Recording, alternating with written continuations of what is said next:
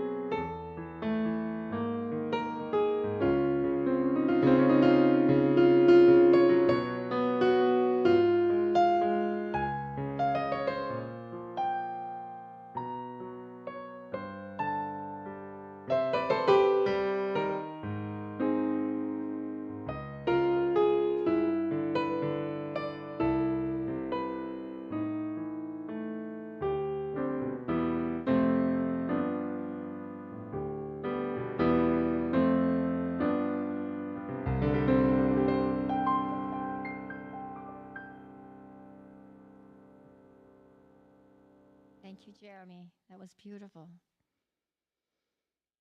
The flaming chalice is the symbol of Unitarian Universalism.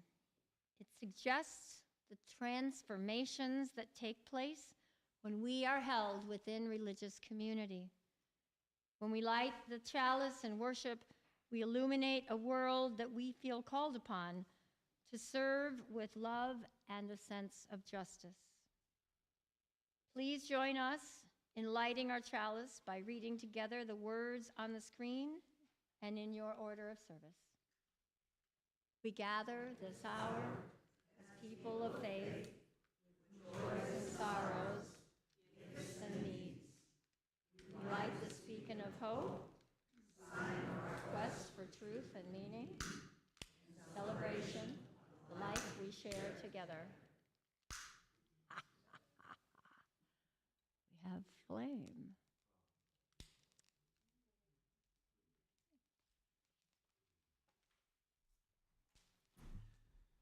So we are a community, a tradition that comes together around covenant rather than creed. And so we have our covenants that we make with one another that are always open to amendment, open to being updated as we feel would be necessary and beneficial and where our spirit is leading us. And so I'd invite you into our covenanting, recovenanting part of the worship service, where I will read off a few lines from our covenant, and I would just invite you to respond with, may we forgive ourselves and each other and begin again in love. Because hopefully our aspirations are high enough that we're going to miss the mark most of the time. And so if we can just come back into forgiveness of, I'm sorry I missed the mark, let's come back into reminding ourselves of what our intentions are and make it happen again. So, for all the ways that we have not dwelled together in peace, may we forgive ourselves and each other and begin again in love.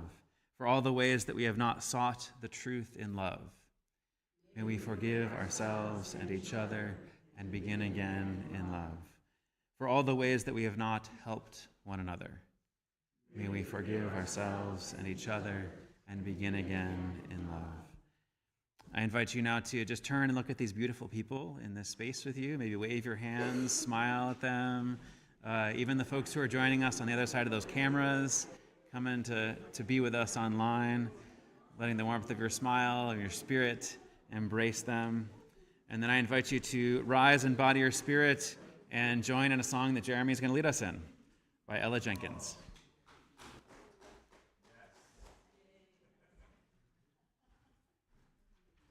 Please rise.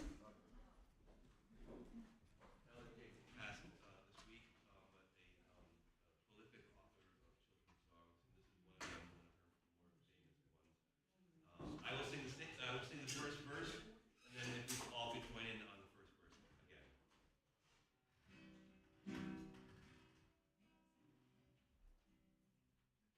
You sing a song and I'll sing a song. We'll sing a song together. You sing a song and I'll sing a song. More wintry weather. Everybody. You sing a song and I'll sing a song. Sing a song together. You sing a song and I'll sing a song. In more wintry weather. You'll play a tune. You'll play a tune and I'll play a tune. Play a tune together. You'll play a tune and I'll play a tune. In more wintry weather. Whistle a tune. You'll whistle a tune and I'll whistle a tune. Whistle a tune together.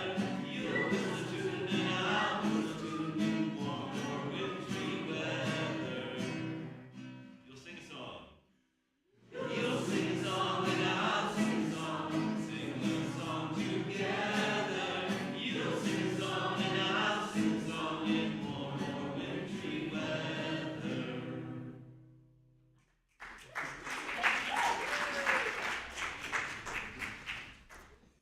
Beautiful.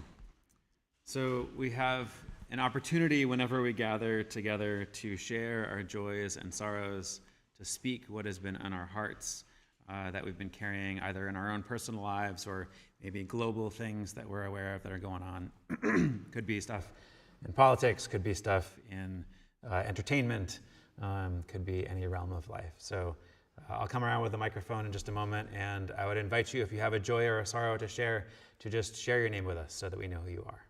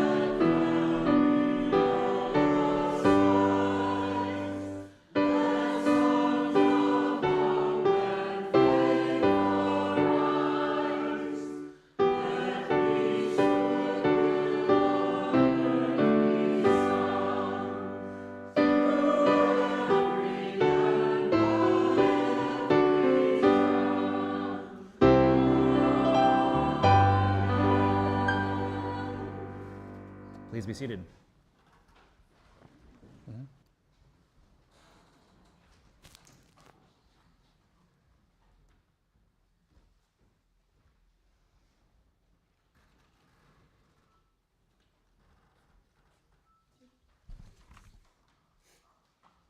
Please respond in this responsive reading. Number 567 by Marge Piercy. I'll read the regular and you guys read the italicized. in, pardon? Or blue? What did I say? Oh, blue. Oh, yeah, it is in blue. I invite you now to, duh. I want to be with people who submerge in the task.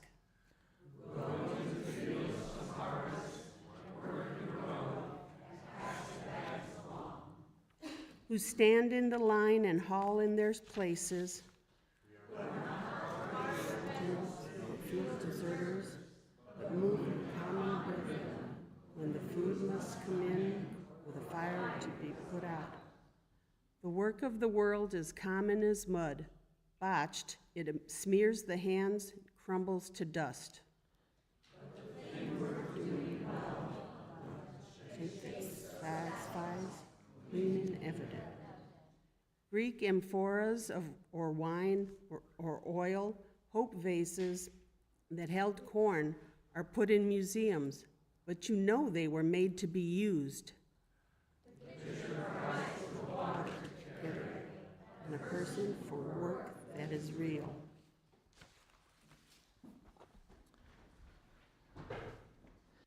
So last month, during our previous series, we talked a little bit about settling into one's true shape as an individual, as a congregation, as an organization, as a society, not trying to be all things to all people.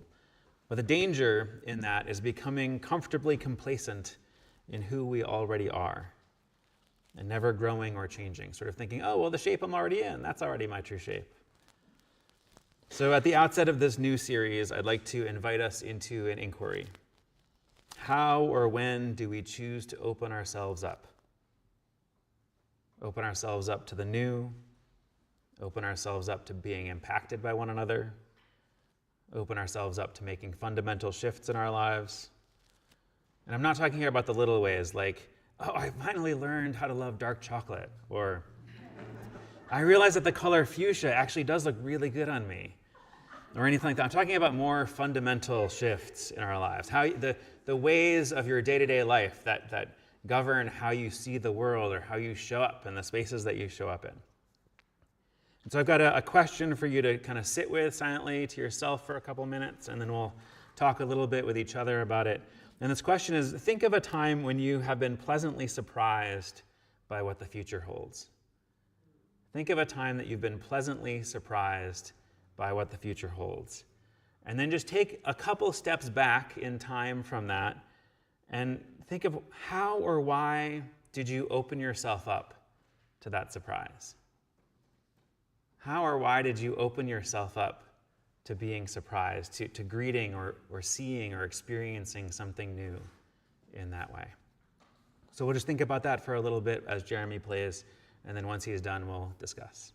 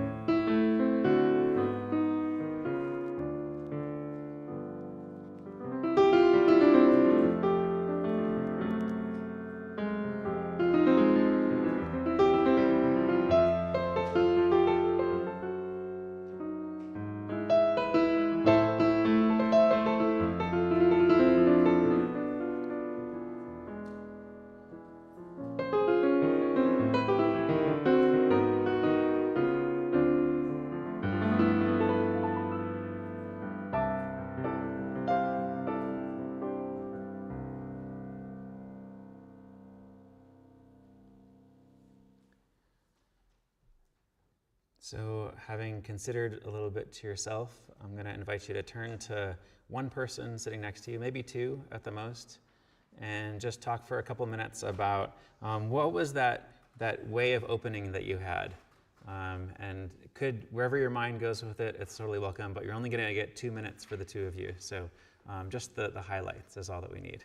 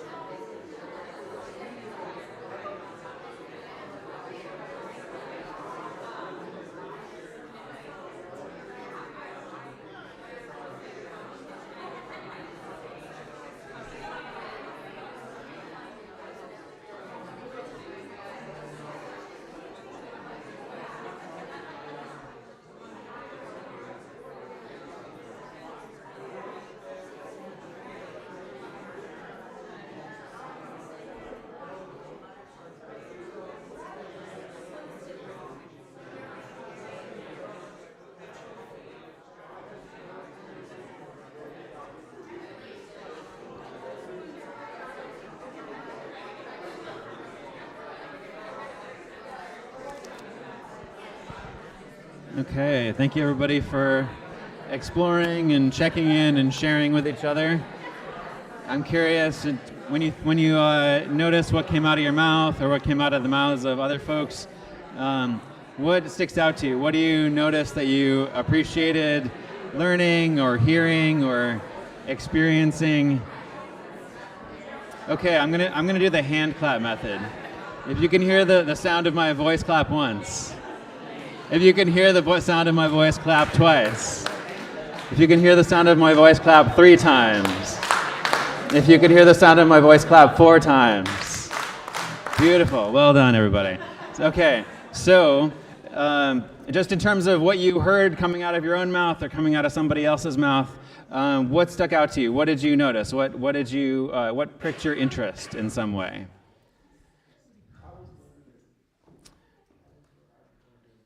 Yes. First, we just scooted over. I said, sorry, I don't really know. Sure. But Yeah. in her sharing, I thought I had a big enough mouth. In her sharing, it was like, oh yeah, I can relate to that. So we're a lot more similar than we think. Would you be open to sharing some of the content of that? Well, hers was moving to a new place, and mine was moving back to a new place coming here. And I didn't want to move back because I knew I would never leave again. But it gave my chance for my kids to grow up how I grew up and to help my grandmother and parents transition and be closer to family. So. Sweet. Thank you. Yeah. There's something about that sort of relocation where we open ourselves up to the inevitable, where it's going to be different. We're just going to go with it and see what happens. Yeah. Thank you. Thank you. Other folks, what did you notice coming out of your own mouth or somebody else's? Yeah.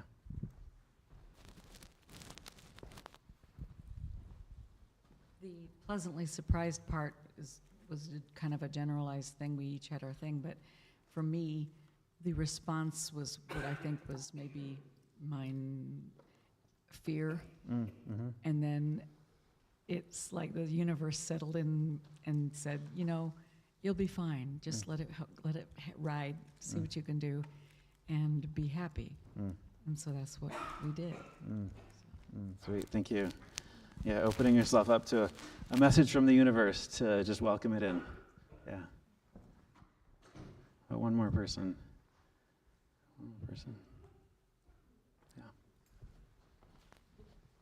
It seemed like change brings growth.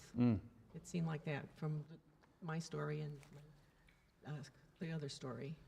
Sweet. And what opened you up to that change? Well, my grandson's getting bigger where they didn't need me. It kind of it was a little sad, but it caused me to find other interests. Yeah, there's something about the inevitable that can help grease the wheels for us. Yeah, sweet. Well, thank you, everybody.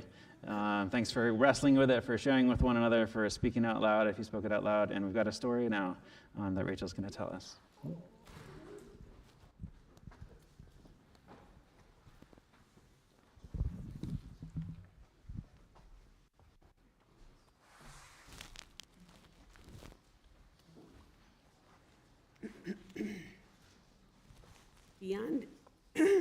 Beyond Every Door by Molly House Gordon. Who here knows the book, The Lion, the Witch, and the Wardrobe? Can any one of you tell me how Lucy Pevensey discovers Narnia? Okay, I'll tell you then. That's what I'm here for. Lucy looks for the perfect place to hide and opens up the door to a big wardrobe. She goes through the door and into the back of the wardrobe, and suddenly she's in a whole other world, a magical world with witches and fauns and talking beavers. Wouldn't it be cool if there were a magical world beyond every door? When Lucy opened the door to Narnia, it didn't look like anything special. It was just a boring door to a wardrobe full of clothes and coats, but across its threshold was magic. Lucy already had a foot in Narnia before she quite realized what was happening. Many of the thresholds in our lives are like this. We don't know that we're crossing into another world until we're halfway there. The door of a church takes us down a pathway of growth that we might never have expected. The door of a doctor's office suddenly opens into the life with a hard diagnosis. A restaurant door opens onto a first date and echoes forward into the relationship of a lifetime. A beloved person's door closes behind you and sends you out into the world heartbroken. The door to a library or a gym or a dance studio introduces you to a life's passion you might not have otherwise discovered. We cross these thresholds every day of our lives, for good and for ill, in joy and sorrow, in bittersweet truth. Truly, even our own front door is a great threshold, no matter how familiar the worlds within and without may be. Given our lives the reality of constant change, every day we open the same old door again, only to step out into a world that is new since the day before. In this way, there is a new world behind every door, awaiting our discovery if we will only encounter it as such. Now please, my foot is stuck. I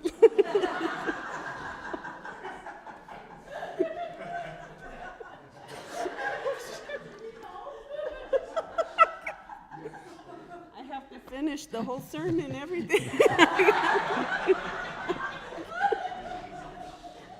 can't wait. Oh no. And now please rise. Phew. And now please rise in body or spirit and sing 1058 in the Teal hymnal, Be Ours a Religion.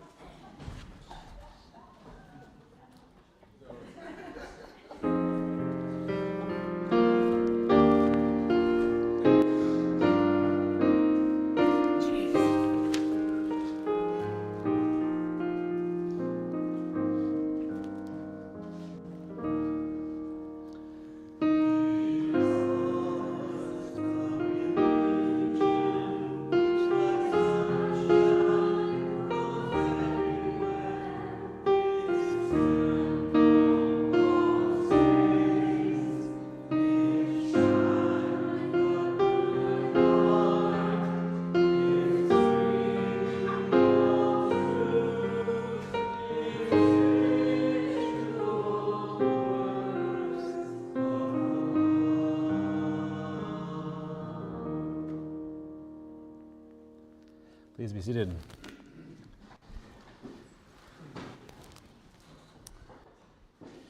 So I was hoping that Rachel would be more open to the newness of being stuck to the pulpit for the remainder of the worship service. So we had a congregational retreat a few weeks ago where many folks in the congregation gathered over there in the parish hall to talk about the future of the congregation. And so this series that we're starting today is kind of building on that and bringing some of that content and some of those themes back into our worship life. I don't remember if I had talked about in a previous worship service about my relationship with my 10th grade English teacher, where I really was fond of being a pain for him. Where he was really trying to be an interesting English teacher and engaging us in conversation, and so I would always think of what was the smart-ass thing that I could say that would throw him off course or have him stumble or not be sure what else to say. And at one point, he said, the one that sticks in my mind, he said something to the effect of, well, you know how you have like a basic routine every day, that you sort of follow the same routine. And I raised my hand and I said, I don't have a basic routine. Sometimes I go to bed at 4 a.m. in the morning, and sometimes I get up at 4 a.m. in the morning. I'm a crazy life. And And the reason that that one stuck with me as something that I had said was I've noticed how problematic that approach to life has been. In my 20s, it wasn't a big deal. In my teens, it wasn't a big deal. You know, I could stay up until 4 a.m. playing Dungeons and Dragons, and then I could go and do my paper route, and then I could crash and sleep until early afternoon, then go to my part-time job at the record store. And in my 20s, I could go out, go to parties really late and sleep in the next day, or maybe not get any sleep that night, and then the next night try to make up for it. But I noticed by the time I got into my late 30s, that became a less and less viable strategy. Suddenly, I would try to pull an all-nighter, and the next day I would be like, oh, what is happening? This doesn't feel good. I need to go to bed. And so there's a familiar strain in our lives of noticing that something isn't working for us anymore. The tricky part is that we probably got into that pattern in some way because it was serving us in some way. I was really excited by this whole staying up really late thing. Being out at night, everything has this sort of mysteriousness to it, especially when it gets foggy and the light from the street lamps on the street gets this mysterious feel to it, and sort of like being in another world. Going out to some like late night diner and having this really lovely time with friends, building community. There was something about it that was enticing and interesting. And so that makes it even harder to accept that it is no longer the thing that is happening. It is no longer the thing that is the right and healthy path to go down. When I worked in New York City doing organizing and canvassing and so on, it was my first time really diving into political engagement. And one of the things that I heard from a number of people there is if you really want to know how politics works, especially in New York City, you should read The Power Broker by Robert Caro. And so I made note of that, and I went out and I picked up the book, and much to my surprise, it was a 1,200-page book that was a bit of a challenge to get through. And it took me about 14 months to read the whole thing, but it was an absolutely mind-blowing, transformative journey. It's a book about, in one level, the former Parks Commissioner in New York City, Robert Moses, who for 40 years was the most powerful person in the country. He had a feud going with FDR, and FDR couldn't really touch him when he was the president. And so this whole book talks about how he gained his power, how he used his power, the transition in the 20th century of how things get built and how things work. And there's a big map on both the inside front cover and the inside back cover with everything that Robert Moses built in New York City and New York State. And both maps are just covered in these dots and diagrams of different highway projects, park projects, the power dam at Niagara Falls, tons and tons and tons of things that were built under his purview. Before that book came out, Robert Moses' reputation was very high. He was looked at very, very fondly as this amazing builder who built New York City into what it is. And then after the book came out, it totally changed his reputation. The subtitle of the book is Robert Moses and the Fall of New York. So after I read this book that I thought was incredible, I found out that Robert Caro, the author of it, has written a few books since then. Basically, The Power Broker came out in 1974. It won the Pulitzer. And since then, he's been writing about LBJ, Lyndon Johnson. So far, he's written 4 biographies of Lyndon Johnson. The 5th one is he's still working on at this point in the past 50 years. And one of my ministry jobs, I had an hour-and-a-half commute each way, so I listened to all 4 of the LBJ books on audiobook, and they're absolutely incredible. And after getting through all of those and still waiting on the 5th volume of this, just like folks are still waiting on those last volumes of Game of Thrones, still waiting on that last one, I read some more of Robert Caro's stuff about his process, and one of the things that he talks about was how important his wife was to the whole process of writing them. The one person who he worked on all of the projects with, although his name is certainly on the covers of the books, it would have been completely impossible without her doing a whole bunch of the research for the project, without her supporting him while he was working on the first one for 7 years as a substitute teacher so that he could go out on this crazy adventure of his to write these things. And so the idea of anybody being able to create anything on this scale, the possibility of that is extraordinarily scant. Because our society is no longer set up in a way where one person in a marriage is the one who's the breadwinner and there's enough money to go around and the other person is able to just support them with their time and their energy. So much of what was possible in the mid-20th century is simply not possible today. In the words of Dan Hotchkiss, a UU minister and governance consultant, the world in which our congregations work has changed a great deal in the last generation or two. However, many congregations organize essentially the way they did in 1950, with boards and committees dutifully meeting, taking minutes, passing budgets, adopting or defeating motions. Each committee controls all the work in its assigned sphere and has to do the work as well. And new ideas require many conversations and approvals. Old ideas escape serious evaluation. It's a system that's well designed to resist change, or to put it differently, to preserve tradition. But in order for that to function well, there's two key advantages that need to be in place. Back in the 1950s, churches and synagogues, at least those of a certain accepted type, shared a monopoly on the religious interests of a large fraction of Americans. All they had to do was to be a good example of their type, and they would thrive. And then the other advantage was there was also an abundance of skilled labor that was being done free by women without jobs outside the home. But these days, those two advantages do not exist. That no such monopoly on religious life or spiritual life exists for churches and synagogues and so forth. And only in a few wealthy communities is so much free labor obtainable in such abundance. The mode of congregational life that feels traditional to most of us belongs to 1920 to 1929 and 1945 to 1965, which were periods of general prosperity, domesticity, and after the war migration to the suburbs. From the 1950s to the early 1970s, some 70% of Americans belonged to congregations, and nearly half attended on any given weekend. Choosing and attending a church or a synagogue was a powerful social expectation of everyone. But the religious landscape of the United States today is far more complex and varied than it was in 1955.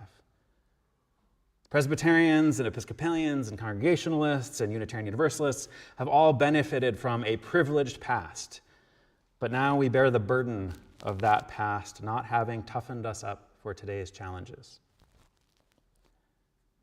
In addition to churches no longer being an assumed part of people's regular lives, another huge challenge for congregations these days is the way that work fits into society has changed.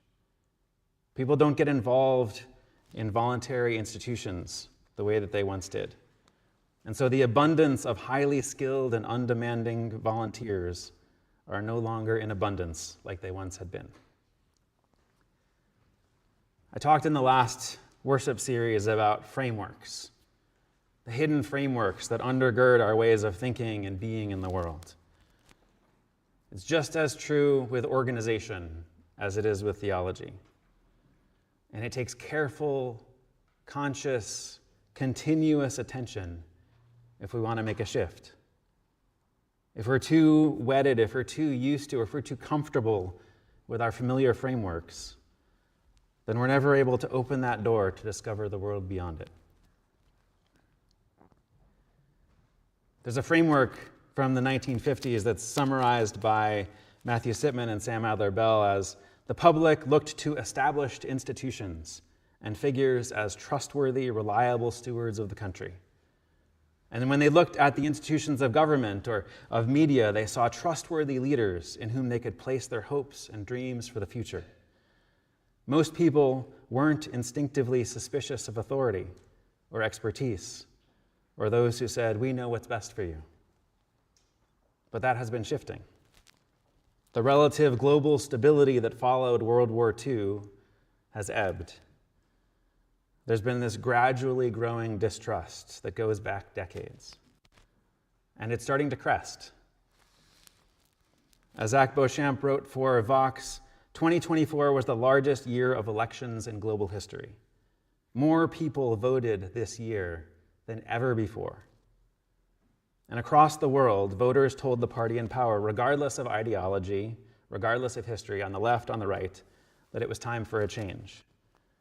We saw this anti-incumbent wave in elections in the United Kingdom and Botswana, in India, in North Macedonia, in South Korea, in South Africa. It continued a global trend begun in the previous year when voters in Poland and Argentina opted to move on from their current leadership. The handful of 2024 exceptions to this general rule look like true outliers. The incumbent party victory in Mexico, for example, came after 20 straight defeats for incumbents in Latin America. So in light of that global trend, which again has been gradually growing for decades, the choice of the Democrats to be the party of trusting institutions, of establishment figures coming together from both the Democratic and Republican parties, tried to speak to a public sentiment that is waning. As Sitman and Adler-Bell put it, the idea that voters want to see the different ideological sides of the trustworthy establishment coming together, that's what will make them vote against Trump, is a profound misapprehension of where the public is at, and maybe has been at for a long time. I was a big fan of George Carlin when I was younger. I still like him a lot, but there was one, when somebody asked him about his own addiction to cocaine, he talked about, well, any addiction, when you first started out, the pleasure is way up here, and the pain is way down here. And then over time, they start to go a little this way, and you start to realize that the pain is way up here, and the pleasure is way down here. And when you get to that point, it's time to start doing something else. And that's when he stopped, when he finally cut off his addiction to cocaine.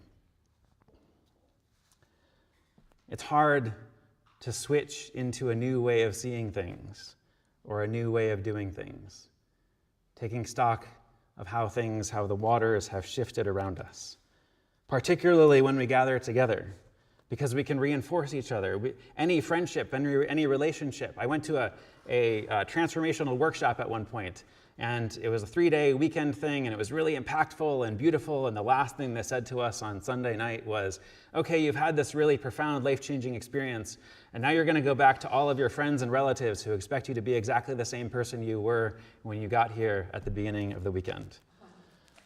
And you're going to feel tempted to play along with those expectations of them. And so if we're not careful, we can reinforce a sort of stasis with each other. Every system is perfectly calibrated to achieve the results that it currently achieves, which totally makes sense because the small number of people who like how the thing is are the ones who stick around, and the great majority who have different desires or preferences go and look for something else. And then as people filter in and out, it becomes a self-selecting cycle. We've talked before about preservation conversations and preference conversations and mission conversations in congregational life. A quick refresher is, in those 3 categories, they are all important, but the preservation conversation is entirely about the people who are already here. The people who are not yet here generally don't care that much about the preservation conversation, about what are we preserving from the past. The preference conversation technically includes the people who are already here and the people who aren't yet, but the people who are already here are the ones who have the power to have folks go along with their preferences. And the people who walk in the door for the first time don't have the power to persuade anybody about their preferences. So in practice, the preference conversation is also about the people who are already here. And so the mission conversation is the one that can actually include folks who are not in this space, who are not yet a part of this movement, this faith, this organization.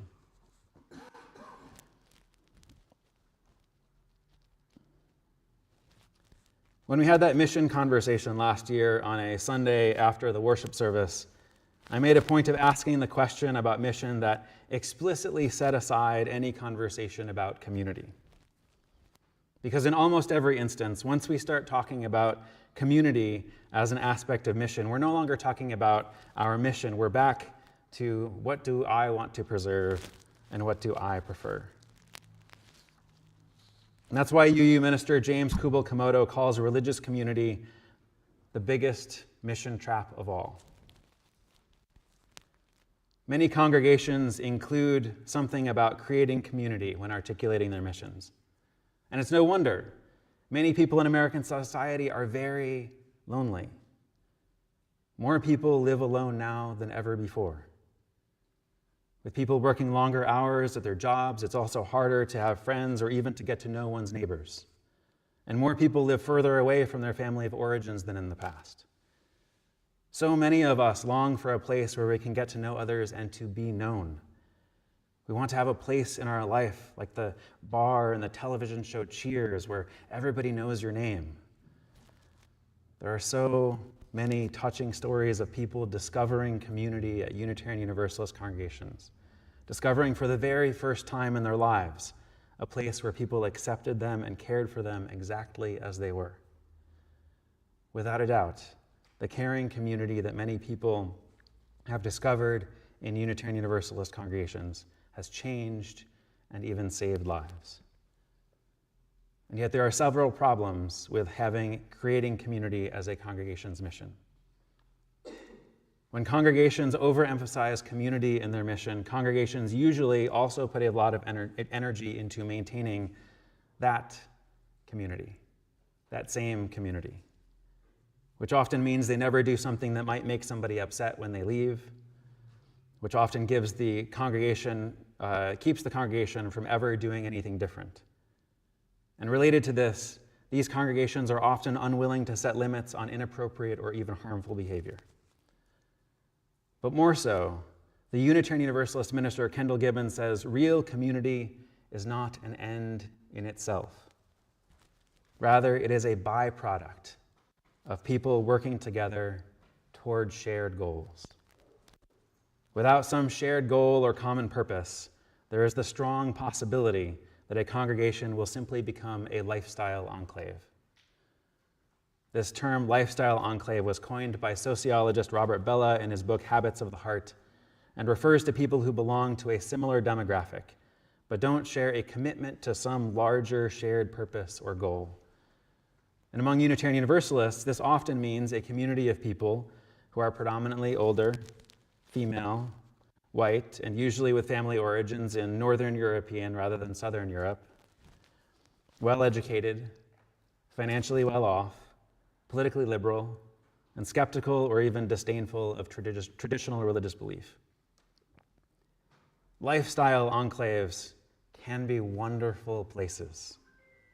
In them, people often instantly feel at home, or at least those who match the dominant demographic feel at home pretty easily. Conversation is easy and interesting. People are friendly to each other and seem to care about each other. Yet the bonds between people in lifestyle enclaves and people's commitment to them are ultimately weak. Lifestyle enclaves don't call people to some higher purpose. People are rarely transformed in any significant way because of their participation in a lifestyle enclave. People aren't willing to sacrifice significantly for a lifestyle enclave. And when life in the enclave becomes difficult, people are more likely to just walk away rather than work things out.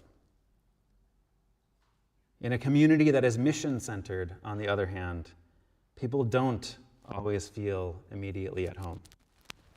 But instead, they are attracted to the community's shared purpose. Conversations can be awkward, relationships form more slowly, and yet ultimately they are stronger because they are built around a shared purpose to the bonding experiences of working together toward that shared purpose. People are strongly committed to the community and are willing to sacrifice for it. When life in community becomes difficult, people are more likely to stay at the table because something really important beyond themselves is at stake. As I've been saying before, change is hard. The two dangers around change, though, are one, not changing, or two, trying to change into something that isn't true to ourselves. If we take it too far and we say, change is important, let's change, then you see the New Year's resolution where you go to the gym really hard for 10 days and then you sort of give up your membership. It's important to still come back to our true shape. And that's why our retreat was structured the way that it was last month. Our facilitator, Luke Bowman, made a point of grounding us in what we know to be true about this congregation. First, listening to our sense of our current strengths. What are we already good at? What do we already love? And second, building on those strengths, imagining the best First Unitarian Church of Hobart 25 years in the future. And then third, listing some goals to achieve that, to move us in that direction in the next 3 years. And so the goals that were come up with, that the folks who were able to be there came up with, were establishing and maintaining full-time ministry, having a congregational mentor program for new members and visitors, holding an annual Give Get Fair, becoming energy independent via solar and wind by 2026, and developing, training, implementing lay-led worship services with advanced planning before the end of my time here. So over the coming few weeks, we're going to hear more about how that went and the products of that retreat. We're going to talk more about it with each other. And so over just this coming week, my invitation to you is just to open this up for yourself, this general theme of what do you know for yourself of the world beyond? What do you know for yourself of the world beyond? Not that's a departure from what you already are, or where you are, or what you're doing, but that builds on who you already are. But it also isn't just complacent and the same. What do you know of the new world beyond for you? And in this consideration, may ours be a religion that is not limited by our clinging to community over mission, so that, like sunshine, our religion can go everywhere. Its temple, all space; its shrine, the good heart; its creed, all truth; its ritual, works of love. May we know once again that we are not isolated beings, but connected in mystery and miracle to the universe, to this community, to each other. May we be reminded here of our highest aspirations and inspired to bring our gifts of love and service to the altar of humanity, submerging in the task, moving in a common rhythm, recognizing the satisfyingly clean and evident shape of a thing worth doing well. May we set ourselves to that. May we hear a new creation that sounds an echo in our souls. And may we have faith in life to do wise planting for that new creation, that the generations to come may reap even more abundantly than we, that the fields of promise may become fields of reality. May that ever be so.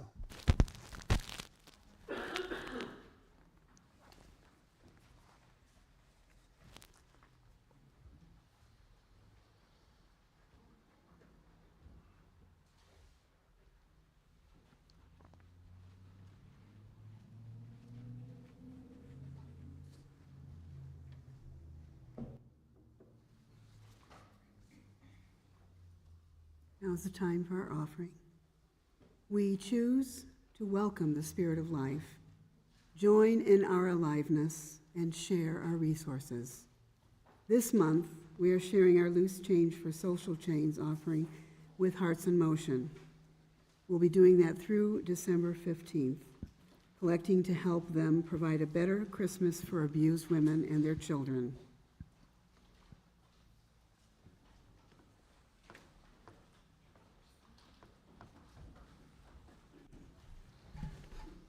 The money in the baskets goes to sustaining the mission of our congregation. The money in the cups goes to to Hearts in Motion through December 15th.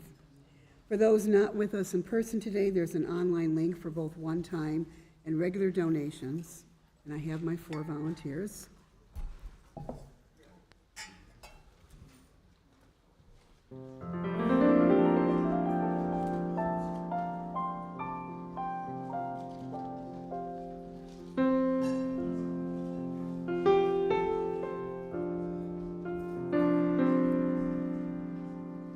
The The money in the baskets goes to sustaining the mission of our congregation, and the money in the cups goes to, as I said, Hearts in Motion.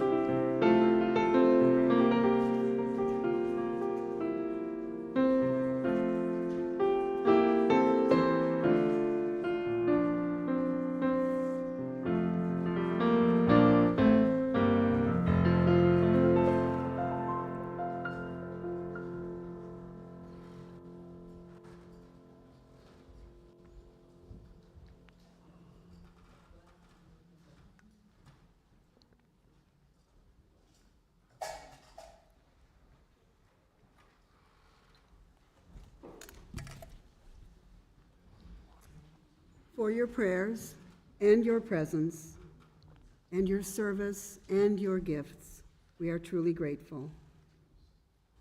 Another way we walk together is by joining together for fun and fellowship. And for that, I have some announcements.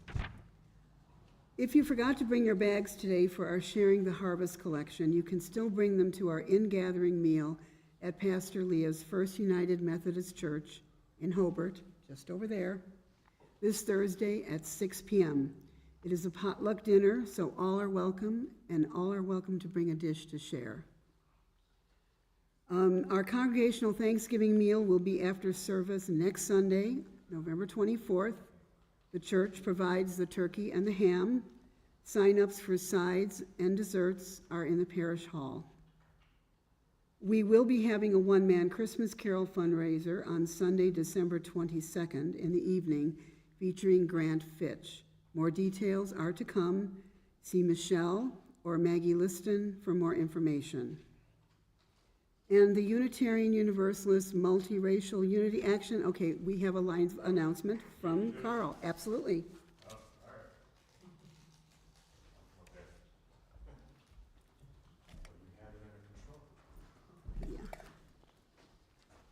Yes, thank you. So the Unitarian Universalist Multiracial Unity Action Council, UMIAC, the Chicago chapter, this Saturday will be showing another of our movies, a series of films involving multiracial unity, movies that we've been showing throughout different UU congregations throughout the Chicagoland area. The movie this Saturday is called La Haine, and it is a French movie, a social thriller from 1995 that chronicles a day and night in the lives of three friends, one Jewish, one black, and one Arab, from a poor immigrant neighborhood in the suburbs of Paris.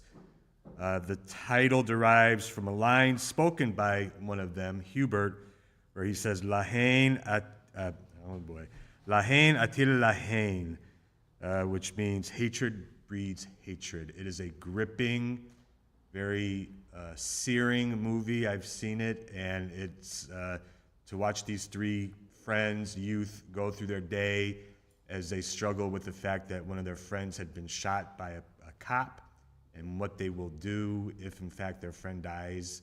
It's a tremendous movie. So anyway, this Saturday, November 23rd at 3 o'clock, there will be people here from throughout Chicagoland, fellow UUs from throughout Chicagoland, to share this movie.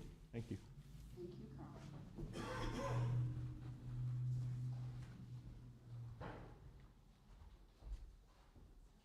Now please rise in body or spirit to join in singing hymn number 108, My Life Flows On in Endless Song, in your gray hymnals. And the words will also be on the screen.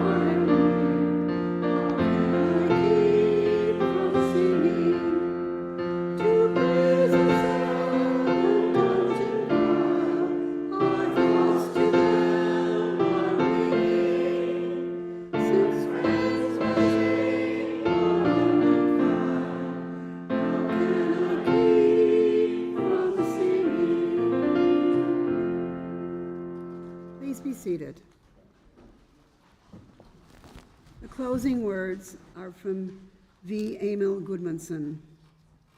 And now, may we have faith in life to do wise planning, that the generations to come may reap even more abundantly than we.